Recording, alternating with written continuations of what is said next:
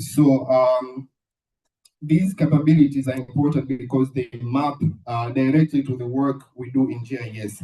Think of the AI capability as a stack, right? So AI can see what is in the imagery, read what is in documents, analyze what is happening in the data, learn from patterns, chat with users in natural language, and create outputs that help us communicate better. For GIS, this is a powerful because our work is not about just making maps, okay? What we are doing is we are creating solutions for change. For example, the stuff that's happening in Kenya right now is really amazing. So, for example, you know,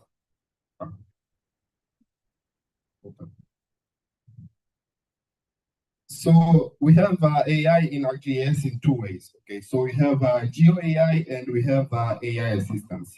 So think of Geo AI as the intelligence working on the data. Okay, so all the stuff we talked about, analyzing, reading, seeing, all of that. That's Geo AI. So Geo AI is for detecting, extracting, classifying, and analyzing. And when you talk about AI assistants, think of them as the intelligence working with the user, helping people ask better questions, move faster through workflows, and get insights more naturally.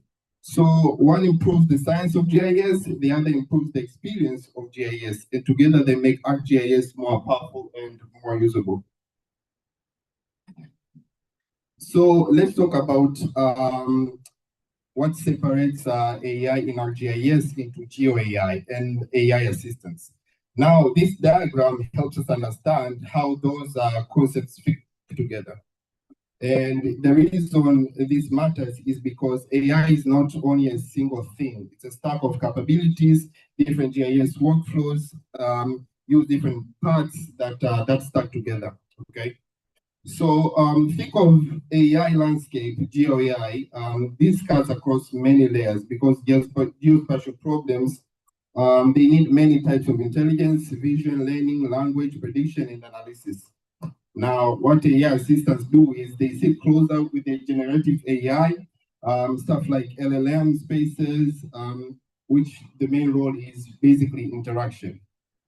Now, what you need to take away from this is that this is the layered view that shows us both are connected, but they have different purposes. Geo AI strengthens the analytical power of GIS, while the AI assistant bit, this makes that whole thing easier to access and use.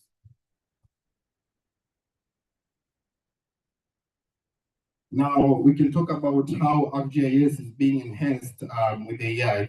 So one side is that we have Geo AI analysis, where we talked about how AI helps extract as features, the automation bit and everything. On the other side, we talked about how AI assistants and how they help users work more naturally with ArcGIS, whether when it comes to mapping, answering questions, there are searching documents and support. Underneath both of these AI frameworks, they bring together. Sorry, maybe you can yeah. So underneath these AI frameworks bring together tools, data, pre-trained models, skills, and large language models. But the end goal is to boost productivity and make GIS easier to use.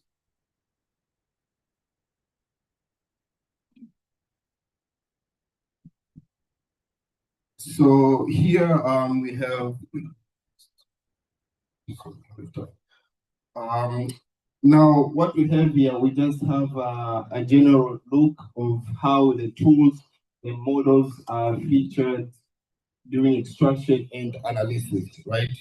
Now Geo AI supports imagery and 3D workflows like feature extraction, object classification, word extraction, and the like. It also supports vector maps, time series workflows, where you can classify patterns, make predictions, and forecast changes over time.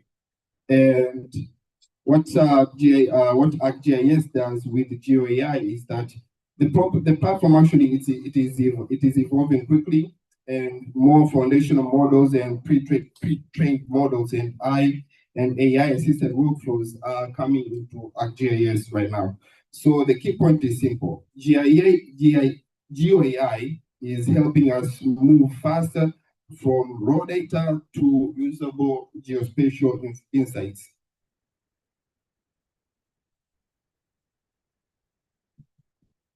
Okay, now we can look at how ArcGIS is a comprehensive GeoAI platform. So let's look at stuff like the whole bit of data.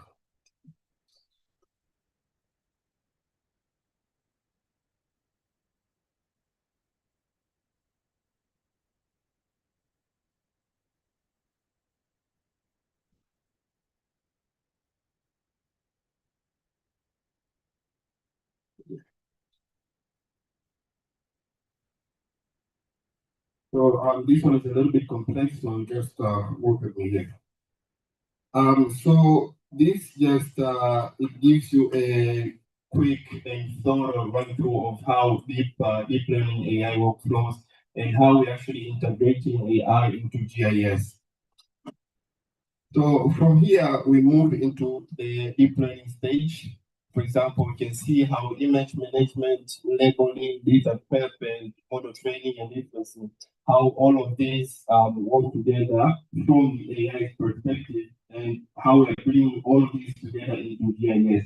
So, for example, recently we worked on this TCRA bit where we actually, took one of the reports for the last quarter, and then we took a model, and then we actually identified where we can find most mobile network subscribers, stuff like TV.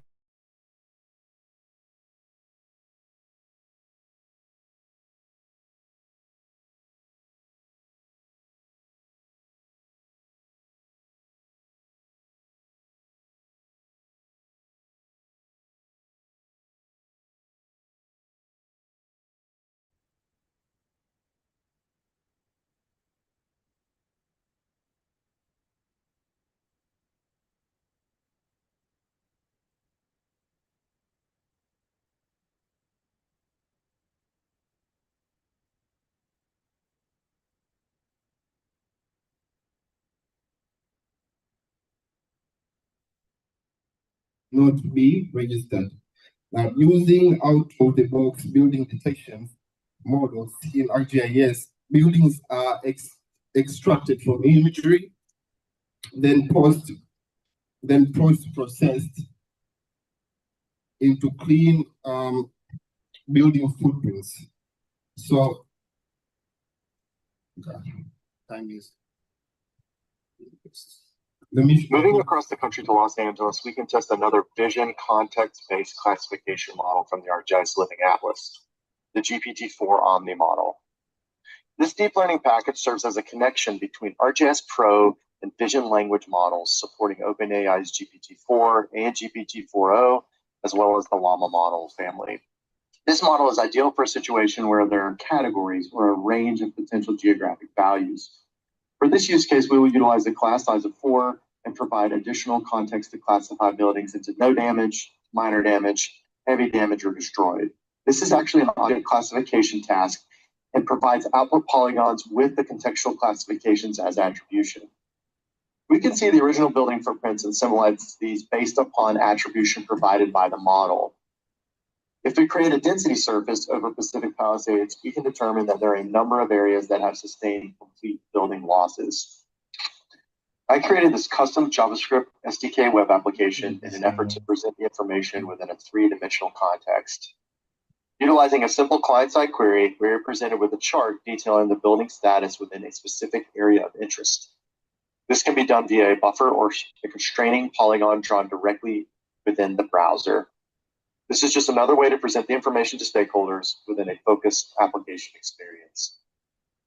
For the sake of time, I think let me just take you to the resources that you will find useful. So we have a couple of QR codes. QR codes you can scan, and then you can get all the information you might actually need. So feel free to scan them, and you can check them out. And if there are any questions, you are more than welcome to ask.